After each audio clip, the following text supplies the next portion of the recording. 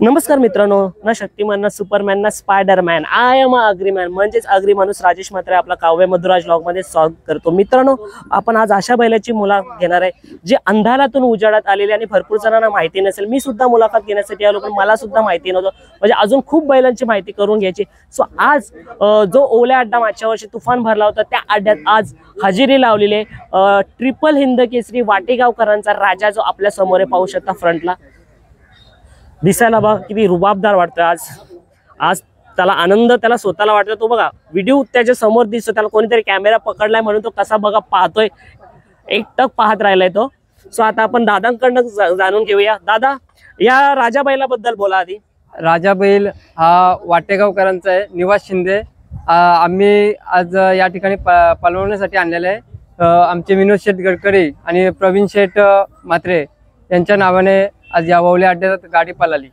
आजचं नियोजन कसं झालं नाही, याच्यासोबत पैरा कोणता होता आणि कसं नियोजन करण्यात आलं त्या पैऱ्याचे? आज आमच्या राजासोबत विशाल शेठ कानावकर यांचा राणा पळाला उरणबोरीचा, आणि आमच्या विरुद्ध गाडी होती आतिश पाटील चिंचपाडा यांचा लक्ष आणि शारदा पटेल यांचा डुंगीकरांचा एक बैल होता।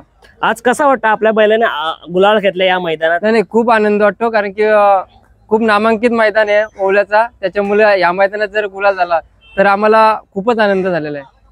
दादा, तुम्ही थोडक्यात सांगू शकाल ट्रिपल हिंद केसरी कुठे कुठे झालाय आपला?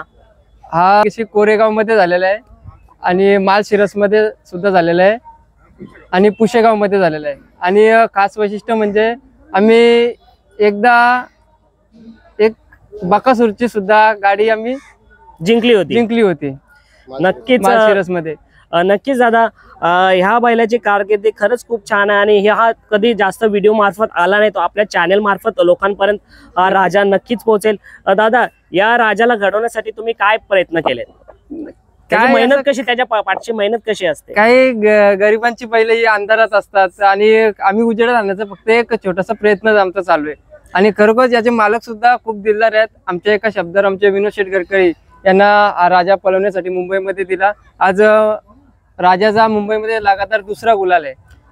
दादा, राजाला कधी वायदी द्यावी लागली उजेडात येण्यासाठी, का तो स्वतःच्याच जोरावरती आतापर्यंत वर आले? जे काय असेल स्पष्ट बोला। नाही, खूप जणांना आम्ही वायदी दिली होती अंधारात येण्यासाठी। मग वायदी बद्दल काय बोलू शकता, की वायदी जर घ्यावी तर कशा पद्धतीने घ्यावी, किंवा वायदी हा प्रकारच बंद झाला पाहिजे? खास करून गाडी भाडा ठीक आहे, परंतु वायदी अशी आपला बैल पळतोय म्हणून आपण काही कोणाकडूनही कोणत्याही गोष्टीची अपेक्षा फार काही ठेवू नये।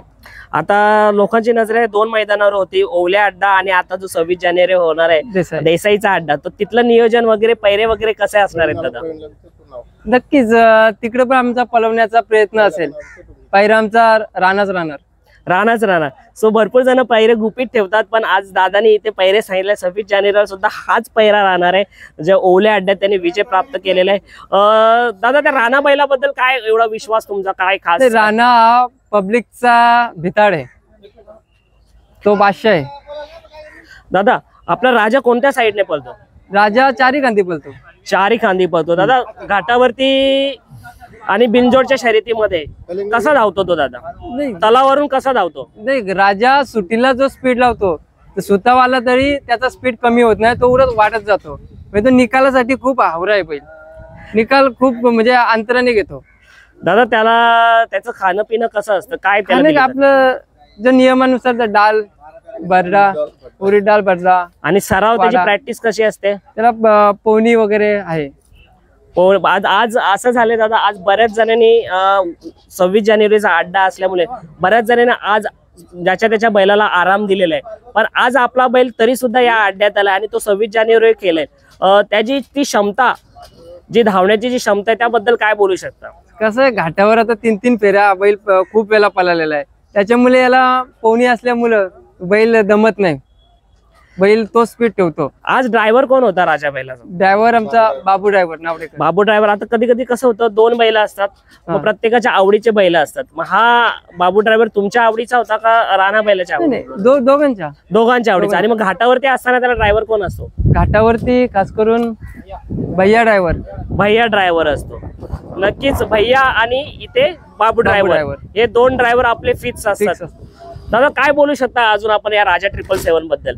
काय आमचं तर खूप आनंदाचा क्षण या राजाने दिल्यात. आम्ही तर आता 2 शर्ती लगातार जिंकलेल्या, गुलाल आमच्या अंगावर पडले राजाच्या मुलं. दादा राजा किती वर्षाचा असेल आता साधारणतः? 3.5 ते 4 वर्षाचा. राजाची खरेदी कुठून आणि कितीला झाली होती सांगा शकता? 5.5 लाखाचा बैल निवास शिंदे यांनी खरेदी केलाय. किती वर्षापूर्वी? एक 2 वर्षापूर्वी. 2 वर्षापूर्वी. आणि त्याला खरेदी करताना तुम्ही त्याच्यात असं काय बघितलं होतं? एवढं काय बैलाला भाकर नाही आणि पळण्याची जी क्षमता आहे ती खूप आहे. त्याच्यात धमक आहे, राजाच्यात स्वतःच्या धमक आहे गाडी ओढण्याची. मग जिथून तुम्ही त्याला खरेदी केला, जिथून तो आपल्या दावणीला मुंबईमध्ये आला, तेव्हा त्याला सर्वप्रथम कुठल्या अड्ड्यात काढला होता? चांगला लक्षात आहे तुम्हाला एखादा अड्डा? तो पिसार आहे ना, बार्डी खिडकालीला पहिला पळालेला. अच्छा, खिडकाली मैदानात. मग तिथे काय कसा होता?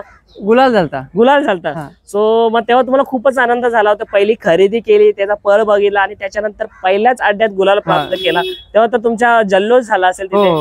कारण की राजा मुंबईमध्ये पहिल्यांदाच आलाय. दादा आता जाता जाता शेवटचा एक प्रश्न तुम्हाला. प्रत्येकाचे बैल महादेवाचे नंदी असतात आणि प्रत्येकाचे बैल मालकासाठी हे खास असतात. मग जेव्हा आपली शर्यत, बिनजोडची शर्यत लागते, जेव्हा एकमेकांची शर्यत होते आणि एक तरफ जीत होते आणि एक तरफ हार होते, मग जिंकणाऱ्यांनी काय करावं ना हरणाऱ्यांनी काय करावं? दादा जिंकणारा जास्त जल्लोष पण मैदानात नाही केला पाहिजे.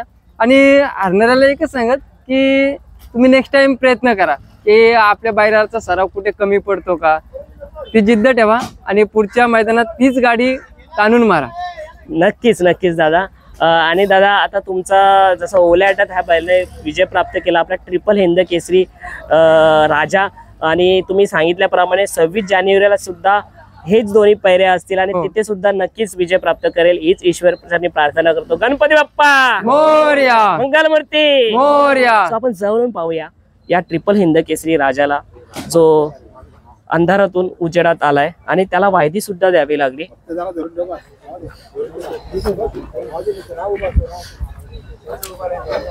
पण त्याने आज त्याच्या स्वतःच्या हिमतीवरती तो आता नाव करतोय आणि मला तरी वाटतं आता त्याला वायदीचा हा प्रकार नाही उपभोगायला लागत नसेल. तो स्वतःच्या जोरावरती आता शर्यती जिंकतोय.